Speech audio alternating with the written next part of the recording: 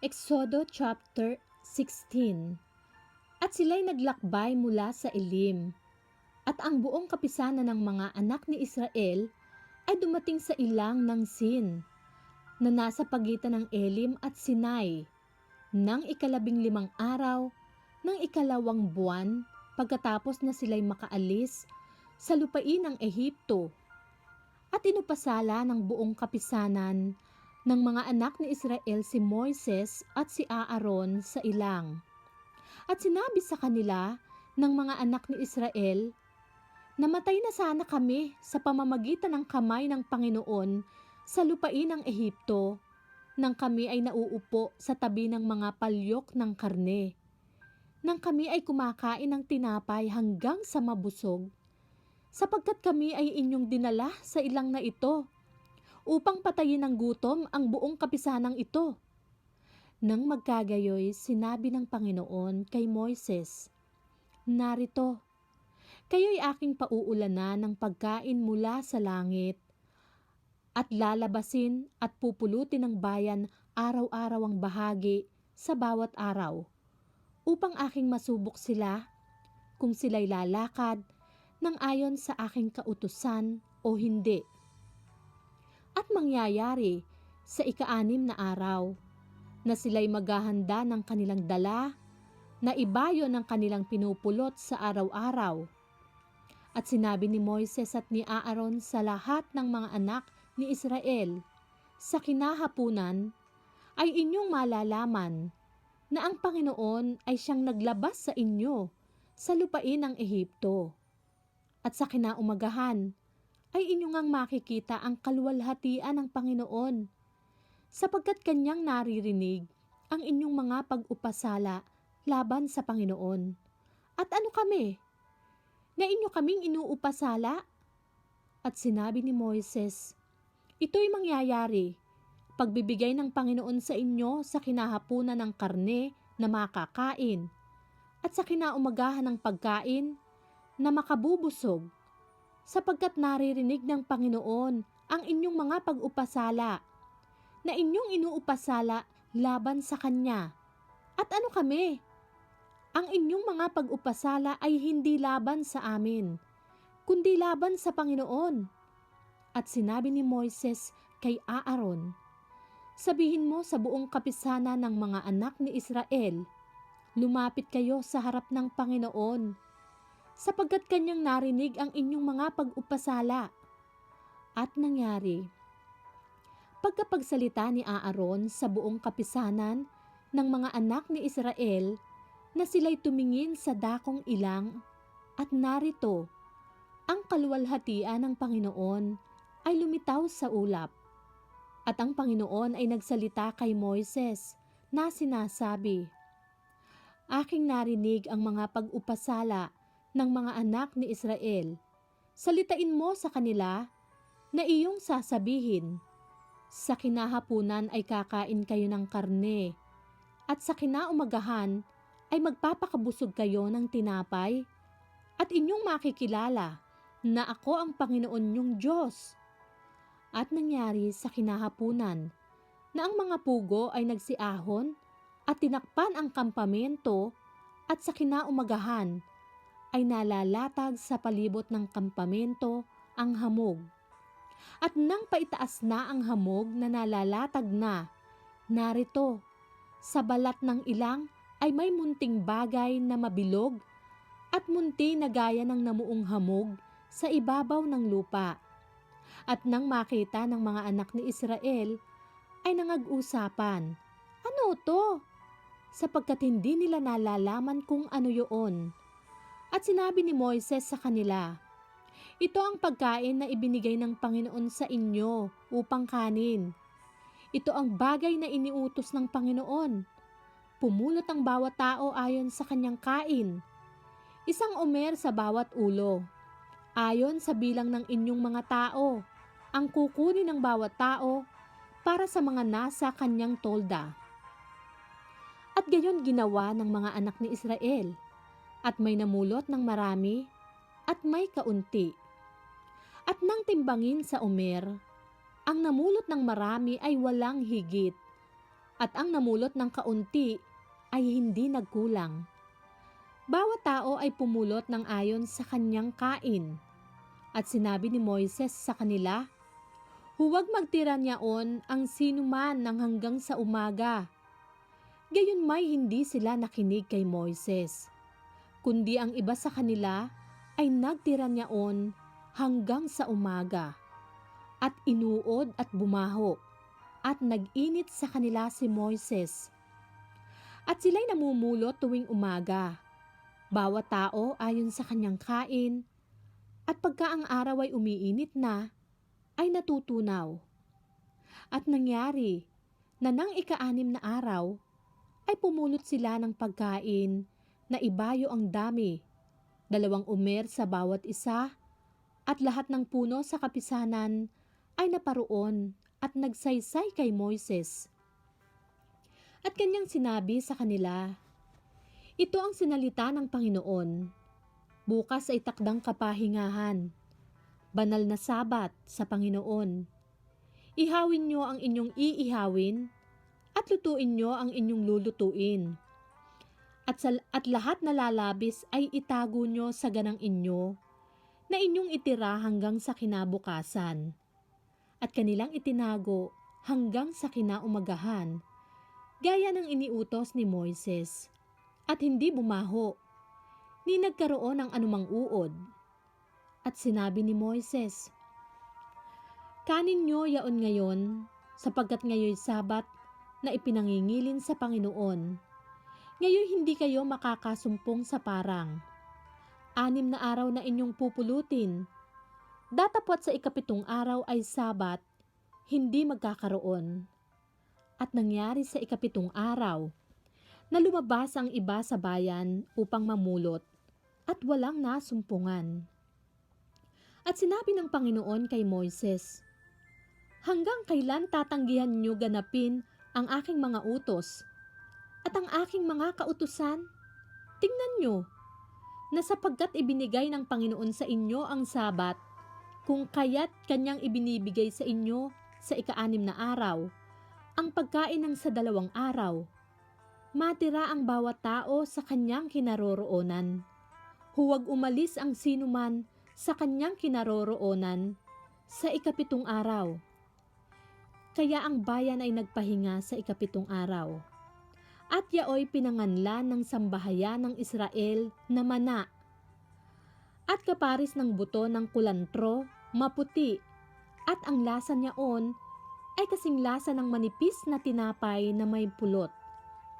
At sinabi ni Moises, ito ang bagay na iniutos ng Panginoon.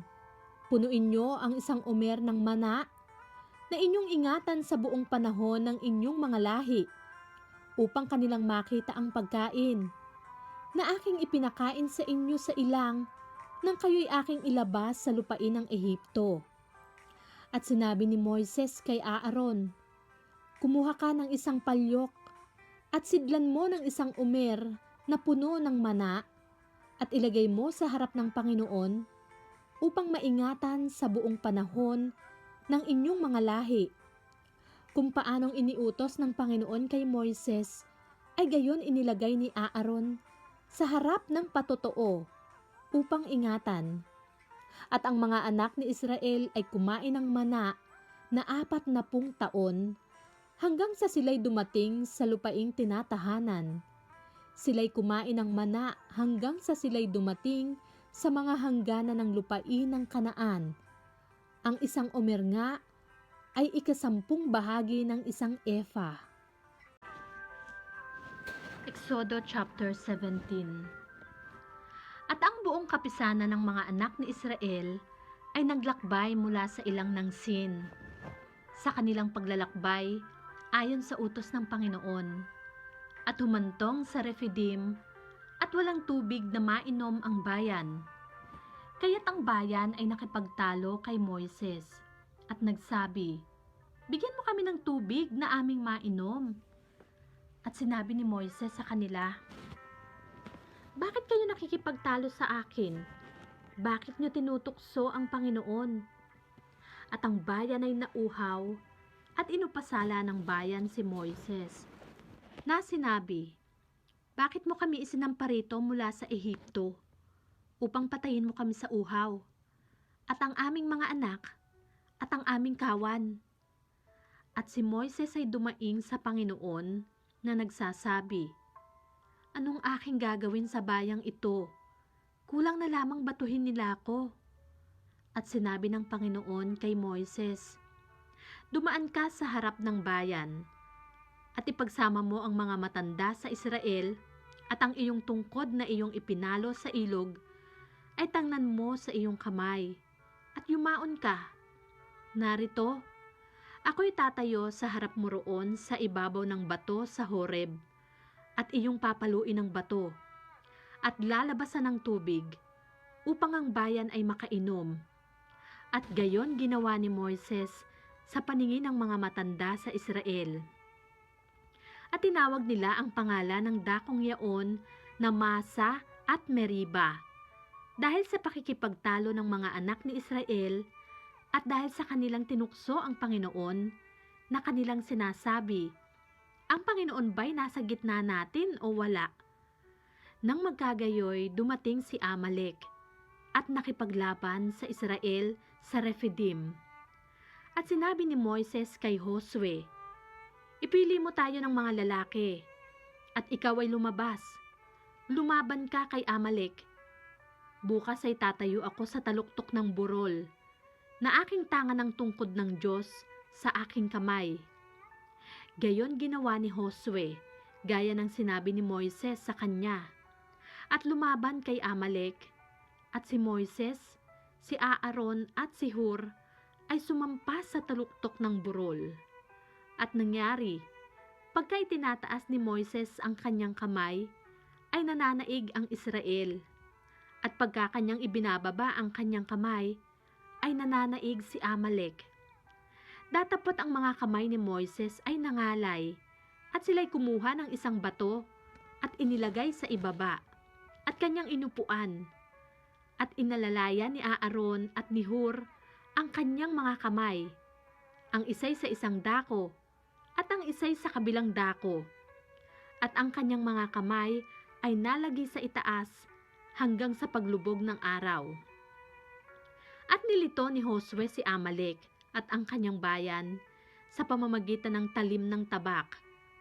At sinabi ng Panginoon kay Moises, "Isulat mo ito na pinakaalaala sa isang aklat, at ipagbigay alam mo kay Josue na aking ipalilimot ang pag-alaala kay Amalek sa silong ng langit." At nagtayo si Moises ng isang dambana at pinanganlang Jehovah Nisi.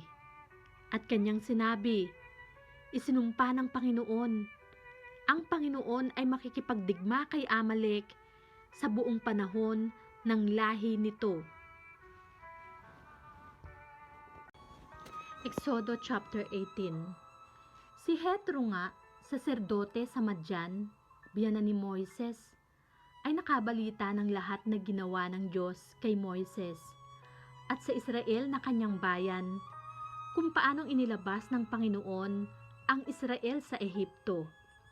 At ipinagsama ni Jethro, na biyanan ni Moises, si Sephora, na asawa ni Moises, pagkatapos na kanyang maipadala sa kanilang ama, at ang dalawa niyang anak na lalaki, na ang pangalan ng isa'y Gersom, sapagkat sinabi ni Moises, "Ako'y nakipamayan sa ibang bayan." At ang pangalan ng isa'y Eliezer, sapagkat kanyang sinabi, "Ang Diyos ng aking amay naging aking saklolo, at ako'y iniligtas sa tabak ni Faraon." At si Jethro, na biyanan ni Moises, ay dumating, nakasama ang kanyang mga anak at ang kanyang asawa, kay Moises sa ilang na kanyang hinantungan sa tabi ng bundok ng Diyos. At kanyang ipinagsabi kay Moises, "Akong iyong biyanang si Jethro ay naparito sa iyo, at ang iyong asawa at ang kanyang dalawang anak ay kasama niya." At si Moises ay lumabas na sinalubong ang kanyang biyanan, at kanyang niyukuran at hinalikan, at sila'y nagtanungang isa't isa ng kanilang kalagayan. at sila'y pumasok sa tolda. At isinaysay ni Moises sa kanyang biyanan ang lahat ng ginawa ng Panginoon kay Faraon at sa mga Ehipsyo dahil sa Israel, ang buong hirap na kanilang naranasan sa daan at kung paanong iniligtas ng Panginoon sila. At ikinagalak ni Jethro ang buong kabutihang ginawa ng Panginoon sa Israel na iniligtas sila sa kamay ng mga Ehipsyo. At sinabi ni Jethro, "Purihin ang Panginoon na nagligtas sa inyo sa kamay ng mga Ehipsyo at sa kamay ni Faraon na siyang nagligtas sa bayan sa kamay ng mga Ehipsyo. Ngayoy aking natatalastas na ang Panginoon ay lalong dakila kaysa lahat ng mga Diyos. Oo, sa bagay na ipinagpalalo ng mga Ehipsyo laban sa mga Hebreyo." At si Jethro, na biyanan ni Moises, ay kumuha ng handog na susunugin at mga hain para sa Diyos. At si Aaron ay naparoon at ang lahat ng mga matanda sa Israel upang kumain ng tinapay na kasalo ng biyanan ni Moises sa harap ng Diyos. At nangyari kinabukasan na lumuklok si Moises upang hatulan ng bayan.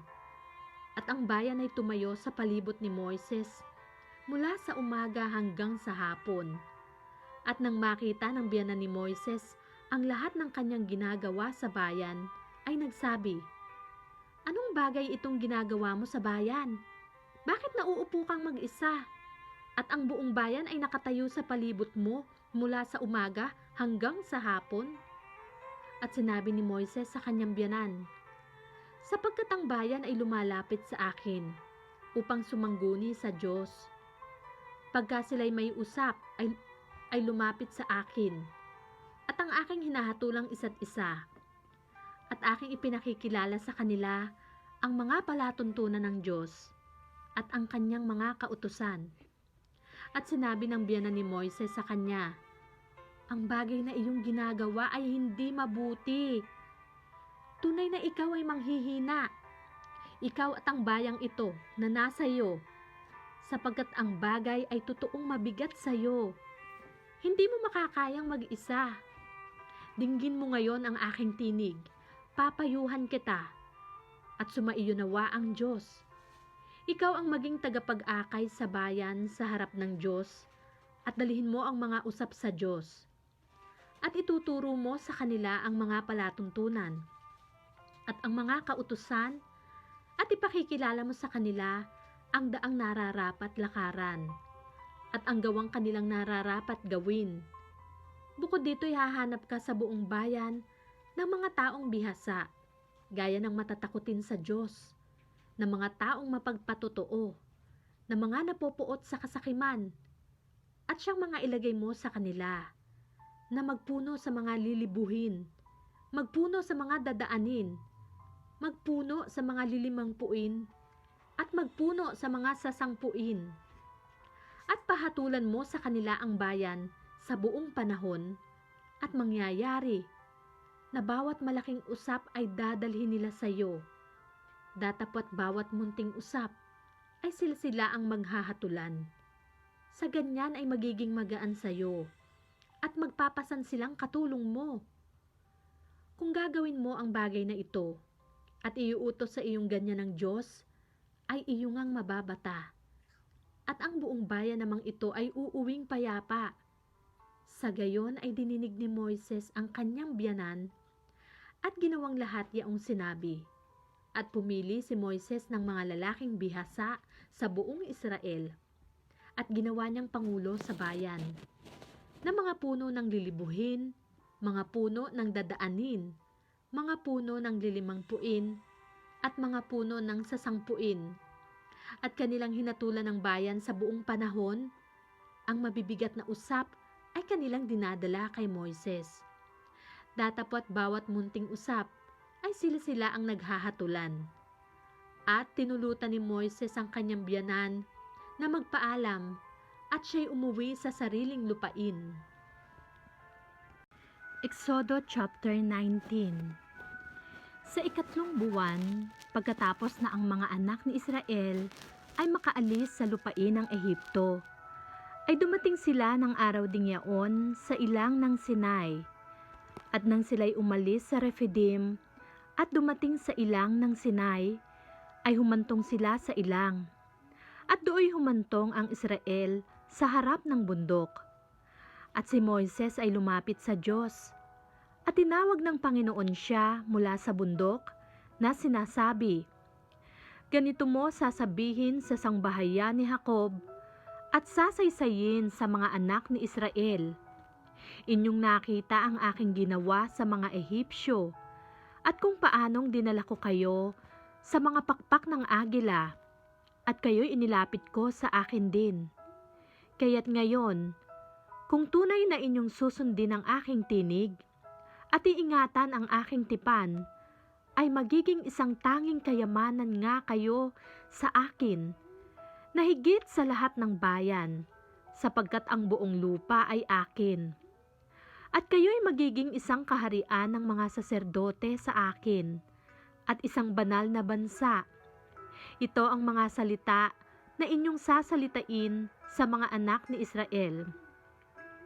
At dumating si Moises at tinawag ang mga matanda sa bayan, at ipinahayag sa harap nila ang lahat ng salitang ito na iniutos ng Panginoon sa kanya. At ang buong bayan ay sumagot na magkakaisa at nagsabi, "Yaong lahat na sinalita ng Panginoon ay aming gagawin." At ipinagbigay alam ni Moises ang mga salita ng bayan sa Panginoon. At sinabi ng Panginoon kay Moises, "Narito, ako'y naparirito sa iyo sa isang salimuot na ulap upang marinig ng bayan. Pagka ako'y magsasalita sa iyo at paniwalaan ka rin naman nila magpakailanman." At sinalita ni Moises ang mga salita ng bayan sa Panginoon.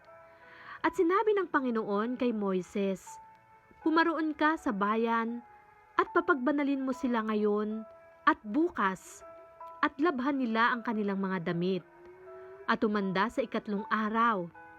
Sapagkat sa 3 araw ay bababa ang Panginoon sa paningin ng buong bayan sa ibabaw ng bundok ng Sinai, at lalagyan mo ng mga hangganan ang bayan sa palibot na iyong sasabihin, mag-ingat kayo na kayo'y huwag sumampa sa bundok o sumalang sa hangganan. Sino mang sumalang sa bundok ay papatayin na walang pagsala. Walang kamay na hihipo sa kanya, kundi siya'y tunay na babatuhin o papanain. Maging hayop o tao ay hindi mabubuhay. Pagka ang pakakak ay tumunog ng maluwat, ay sasampa sila sa bundok." At bumaba si Moises sa bayan mula sa bundok at pinakabanal ang bayan, at sila'y naglaban ng kanilang mga damit. At kanyang sinabi sa bayan, "Humanda kayo sa 3 araw, huwag kayong sumiping sa babae." At nangyari ng 3 araw ng umaga na kumulog at kumidlat, at may isang salimuot na ulap sa ibabaw ng bundok, at ang tunog ng pakakak ay napakalakas, at ang buong bayan na nasa kampamento ay nanginig. At inilabas ni Moises ang bayan sa kampamento upang salubungin ng Diyos, at sila'y tumayo sa paanan ng bundok. At ang buong bundok ng Sinai ay umuusok, sapagkat ang Panginoon ay bumaba sa ibabaw niyaon na nasa apoy. At ang usok niyaon ay napaiilang lang na parang usok ng isang hurno, at ang buong bundok ay umuugang mainam. At nang lumalakas ang tunog ng pakakak, ay nagsasalita si Moises, at sinasagot siya ng Diyos sa pamamagitan ng tinig. At ang Panginoon ay bumaba sa ibabaw ng bundok ng Sinai sa taluktok ng bundok, at tinawag ng Panginoon si Moises sa taluktok ng bundok, at si Moises ay sumampa. At sinabi ng Panginoon kay Moises, "Bumaba ka, pagbilinan mo ang bayan, baka sila'y lumagpas upang makita ang Panginoon, at mamatay ang karamihan sa kanila. At gayon din ang mga saserdote na lumalapit sa Panginoon ay papagbanalin mo. Baka ang Panginoon ay hindi makapagpigil sa kanila. At sinabi ni Moises sa Panginoon, ang bayay hindi makasasampa sa bundok ng Sinai, sapagkat iyong pinagbilinan kami, na iyong sinabi, lagyan mo ng hangganan sa palibot ng bundok, at iyong ariing banal. At sinabi ng Panginoon sa kanya, yumaon ka, bumaba ka, at ikaw ay sasampa, ikaw at si Aaron na iyong kasama. Ngunit ang mga saserdote at ang bayan ay huwag lumampas sa mga hangganan upang lumapit sa Panginoon, baka siya ay hindi makapagpigil sa kanila. Sa gayoy bumaba si Moises sa bayan at isinaysay sa kanila. Exodo chapter 20. At sinalita ng Diyos ang lahat ng salitang ito na sinasabi, ako ang Panginoon mong Diyos na naglabas sa iyo sa lupain ng Ehipto, sa bahay ng pagkaalipin. Huwag kang magkakaroon ng ibang mga Diyos sa harap ko. Huwag kang gagawa para sa iyo ng larawang inanyuan o ng kawangis man ng anumang anyong nasa itaas sa langit o ng nasa ibaba sa lupa o ng nasa tubig sa ilalim ng lupa. Huwag mong yuyukuran sila o paglilingkuran man sila, sapagkat akong Panginoon mong Diyos ay Diyos na mapanibughuin, na aking dinadalaw ang katampalasanan ng mga magulang sa mga anak, hanggang sa 3 at 4 na sali ng lahi ng mga napupuot sa akin. At pinagpapakitaan ko ng kaawaan ang libu-libong umiibig sa akin at tumutupad ng aking mga utos.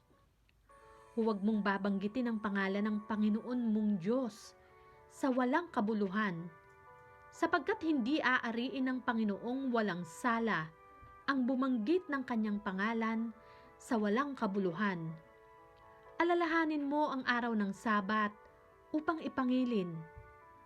6 na araw na gagawa ka, at iyong gagawin ang lahat ng iyong gawain. Ngunit ang 7 araw ay Sabat sa Panginoon mong Diyos. Sa araw na yan ay huwag kang gagawa ng anumang gawa, ikaw, ni ang iyong anak na lalaki, ni babae, ni ang iyong aliping lalaki, ni babae, ni ang iyong baka, ni ang iyong taga-ibang lupa na nasa loob ng iyong mga pintuang daan. Sapagkat sa 6 na araw ay ginawa ng Panginoon ang langit at lupa, ang dagat, at lahat ng nangaroon, at nagpahinga sa 7 araw, na anupat pinagpala ng Panginoon ang araw ng Sabat at pinakabanal. Igalang mo ang iyong ama at ang iyong ina, upang ang iyong mga araw ay tumagal sa ibabaw ng lupa na ibinibigay sa iyo ng Panginoon mong Diyos. Huwag kang papatay, huwag kang mangangalunya, huwag kang magnanakaw, huwag kang magbibintang sa iyong kapwa, huwag mong iimbutin ang bahay ng iyong kapwa, huwag mong iimbutin ang asawa ng iyong kapwa, ni ang kanyang aliping lalaki o babae, ni ang kanyang baka, ni ang kanyang asno, ni anumang bagay na iyong kapwa. At nakikita ng buong bayan ang mga kulog, at ang mga kidlat, at ang tunog ng pakakak, at ang bundok na umuusok. At nang makita ng bayan, ay nanginig sila at tumayo sa malayo. At sinabi nila kay Moises, magsalita ka sa amin, at aming didinggin. Datapwat huwag magsalita ang Diyos sa amin, baka kami ay mamatay. At sinabi ni Moises sa bayan, huwag kayong matakot, sapagkat ang Diyos ay naparito upang subukin kayo, at upang ang takot sa Kanya ay sumainyo, upang huwag kayong magkasala. At ang bayan ay tumayo sa malayo, At si Moises ay lumapit sa salimuot na kadiliman na kinaroroonan ng Diyos. At sinabi ng Panginoon kay Moises, "Ganito mo sasabihin sa mga anak ni Israel, kayo ang nakakita na ako'y nakipag-usap sa inyo mula sa langit.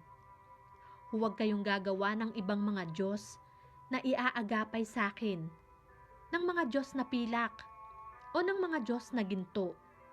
Huwag kayong gagawa para sa inyo. Isang damba ng lupa ang inyong gagawin sa akin, at inyong ihahain doon ang inyong mga handog na susunugin at ang inyong mga handog tungkol sa kapayapaan, ang inyong mga tupa at ang inyong mga baka. Sa lahat ng dakong aking ipaaalaala ang aking pangalan, ay paparoonan kita at pagpapalain kita. At kung igagawa mo ako ng isang damba ng bato, ay huwag mong itatayong may tapyas, sapagkat kung iyong gamitin ang iyong patalim doon, ay iyong nilapastangan niyaon. Ni huwag kang sasampa sa aking dambana sa pamamagitan ng mga baitang, upang ang inyong kahubaran ay huwag malitaw sa ibabaw niyaon."